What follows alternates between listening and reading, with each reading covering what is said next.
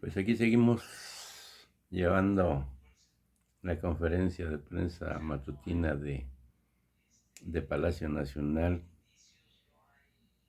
en este canal de YouTube Nelter de la Cruz. Por aquí no se les olvide aquí abajo darle a la campanita, su like. Gracias por su apoyo, le agradecemos. Seguimos. Que las elecciones sean limpias, sean libres, voto directo, secreto,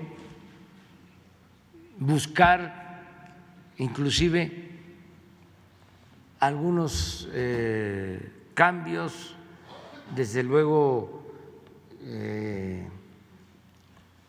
con la aceptación de los trabajadores o de los dirigentes, para que no sean asambleas necesariamente, que no haya acarreo, sino que pueda el trabajador votar electrónico, libremente, de manera directa desde su domicilio, que no tenga que ir a algún lugar o que lo acarreen, no.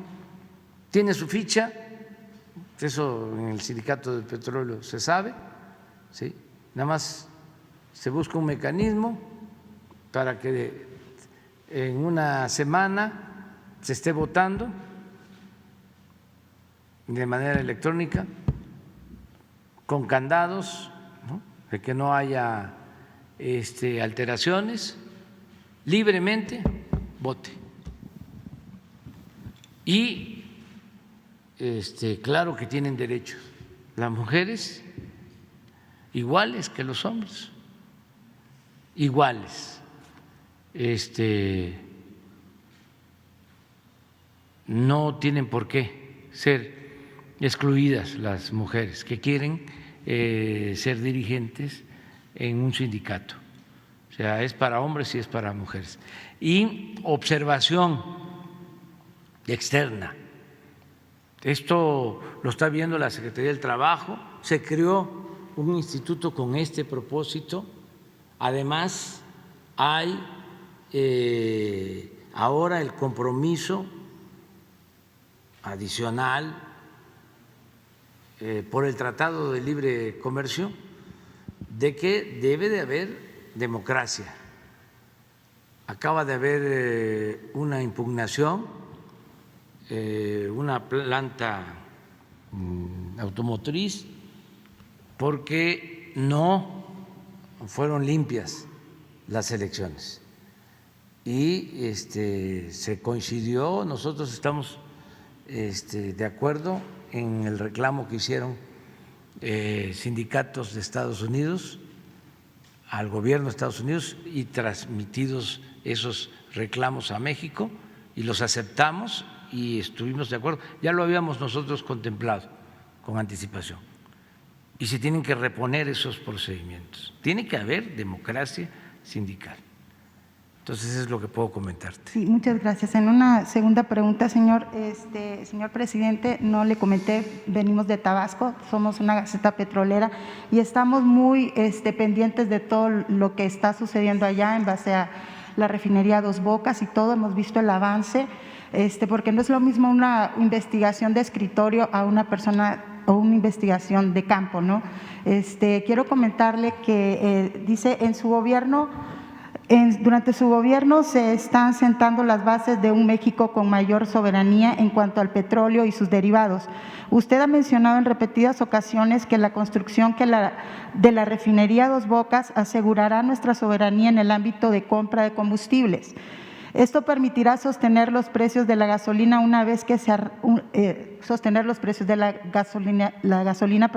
una vez que se arranque la refinación en México. Considerando que la exploración y producción de crudo debe ir a la par con la refinación sin necesidad de comprarlo en otros países, ¿usted cree que se garantizará esa parte de equidad entre la producción y exploración y la refinación para evitar la compra de combustibles? ¿Se tiene garantizado esto, señor? Sí, y es muy bueno tu planteamiento porque me permite explicar de que el nuevo plan de comercialización, se diría en las empresas privadas, el nuevo plan de negocios de Pemex consiste en esencia en 3 actividades: extraer el petróleo, es decir, todo lo relacionado con exploración y producción, que haya materia prima, que se tenga crudo, que se tenga petróleo. Lo segundo, que se refine el petróleo en México para producir en México las gasolinas, el diésel y otros derivados. Eso es lo segundo. O sea, extraer crudo, procesarlo o refinarlo. Y lo tercero es distribuirlo y venderlo a buen precio a los consumidores, que no haya gasolinazos. Ese es el nuevo concepto para Pemex. Entonces tú me preguntas si vamos a tener materia prima suficiente para producir las gasolinas en México. Yo te contesto sí, hasta de más, porque estamos descubriendo nuevos yacimientos. Se han descubierto 3 grandes yacimientos que nos permiten tener reservas suficientes. Tenemos reservas no solo para producir lo que consumimos de combustibles en México, sino hasta para vender crudo, pero ya no vamos a vender petróleo crudo. El cambio es procesar toda nuestra materia prima en México y producir las gasolinas para dejarlas de comprar en el extranjero. Entonces, necesitamos para producir las gasolinas 1.800.000 barriles diarios, que los tenemos sin problema. Entonces no vamos a extraer más. Se llegaron a sacar hasta 3.400.000 barriles diarios en 2004, que fue lo más alto en producción, y desde entonces empezó a caer y a caer, porque para llegar a 3.400.000 barriles se sobreexplotaron los yacimientos, sobre todo se sobreexplotó Cantarell, ese campo petrolero que llegó a ser uno de los más importantes del mundo, pero empezaron a intervenir inyectando a los pozos nitrógeno y se contaminaron los pozos, quedó combustible, quedó petróleo y tuvieron que quemar muchísimo gas a la atmósfera, en fin, todo un desperdicio. Entonces eso no vamos a tener como meta los 3.400.000 barriles, nunca vamos a pasar de 2 millones de barriles diarios en lo que a nosotros corresponde, para dejar reservas suficientes y para dejar la herencia a las nuevas generaciones y no seguir quemando combustóleo o petróleo a la atmósfera, gas, cuidar este recurso no renovable, o sea, para las nuevas generaciones. Es nuestra contribución también en la política para enfrentar lo del cambio ambiental, lo de el cambio climático. Entonces, eso es lo que estamos haciendo en Pemex ahora. Muchas gracias, señor presidente. Yesenia Peralta, de Business Energy de Tabasco. Gracias. ¿Quién va? El compañero. Gracias, señor presidente.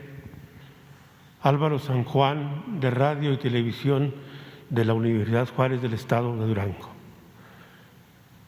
Señor presidente, la justicia en materia agraria en México es un asunto pendiente.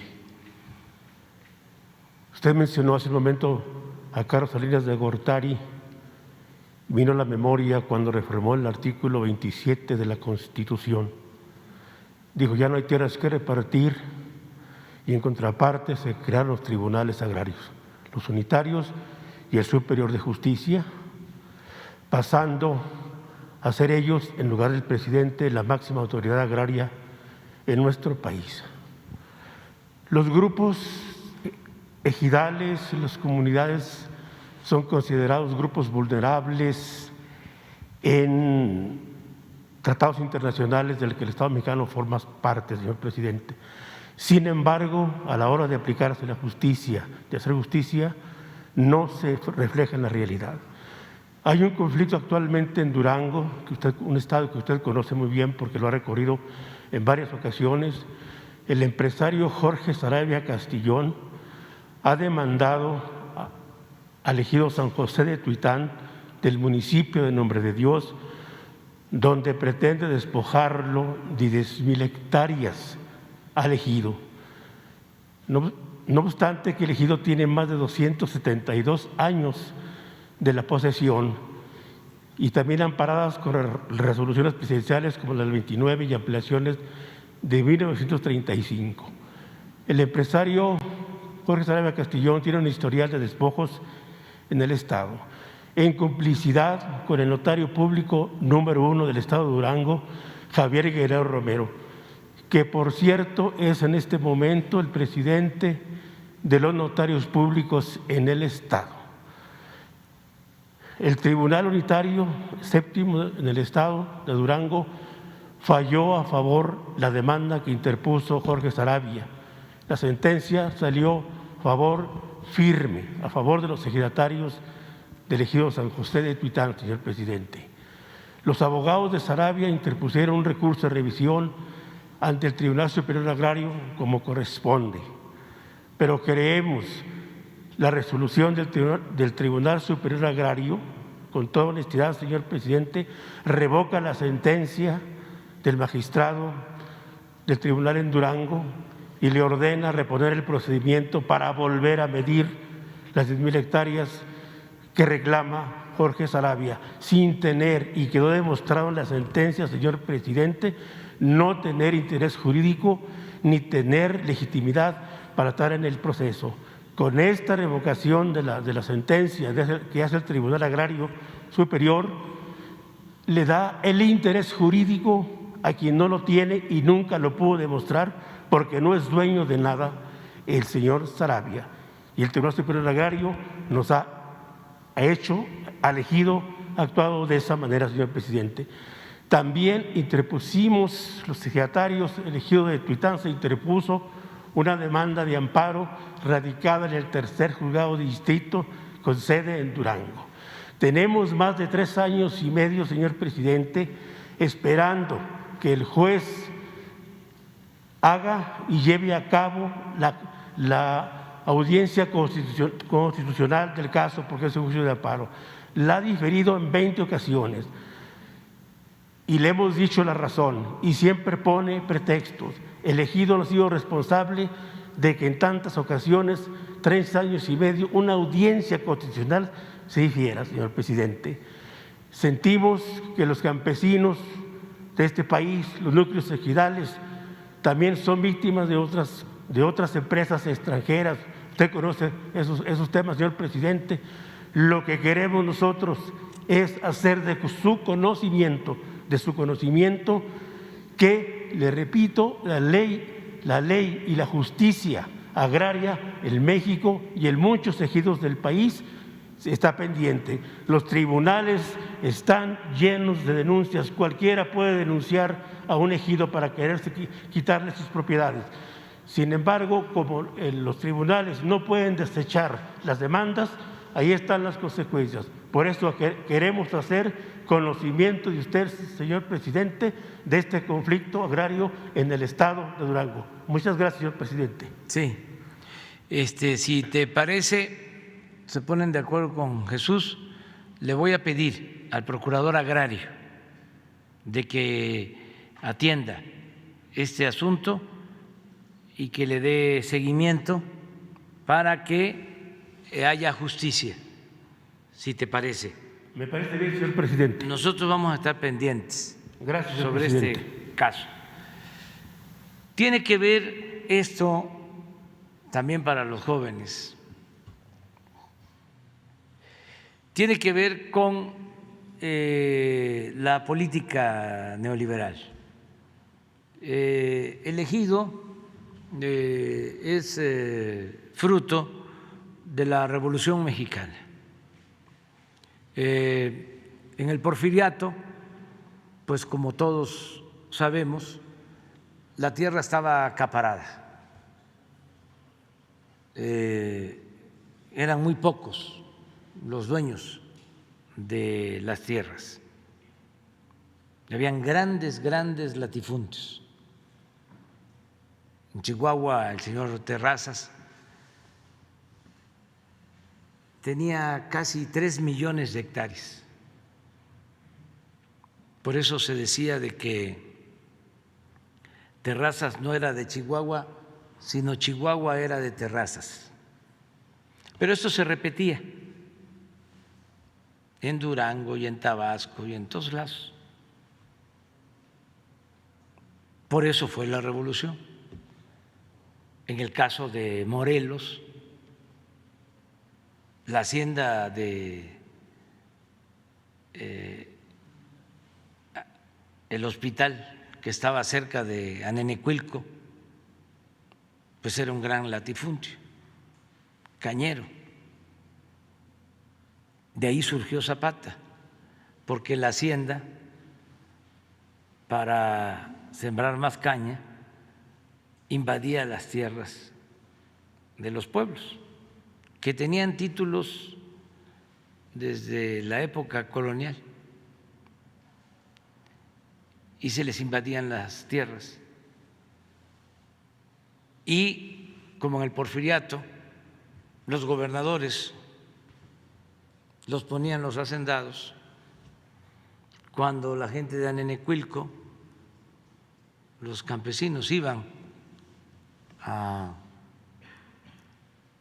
pedir justicia, pues el gobernador le enviaba los escritos al hacendado. Una vez que le envió un escrito, la contesta, les digo, la respuesta del dueño de la hacienda del hospital al gobernador fue: dígale a los de Anenecuilco que si quieren sembrar, que lo hagan en maceta. Así era la prepotencia, y así fue que surgió Zapata.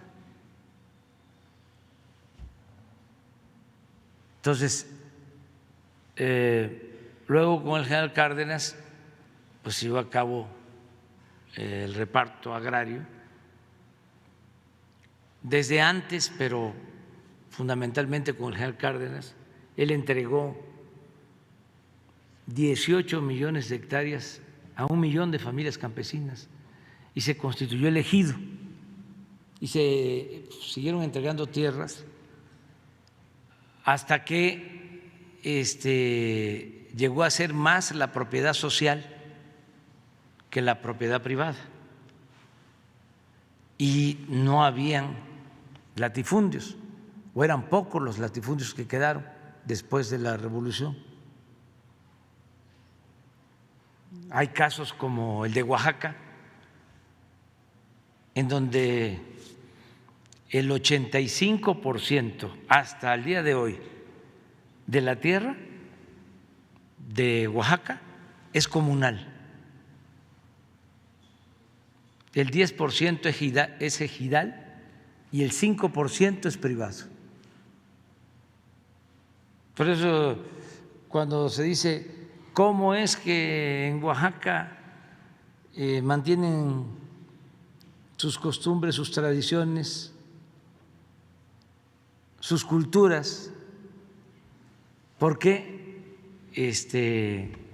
ahí también han conservado la tierra comunal, es de todos, los bosques son de todos. Ahí no pudo el presidente Juárez, que quería que las corporaciones, así como la iglesia, en este caso las comunidades, también repartieran la tierra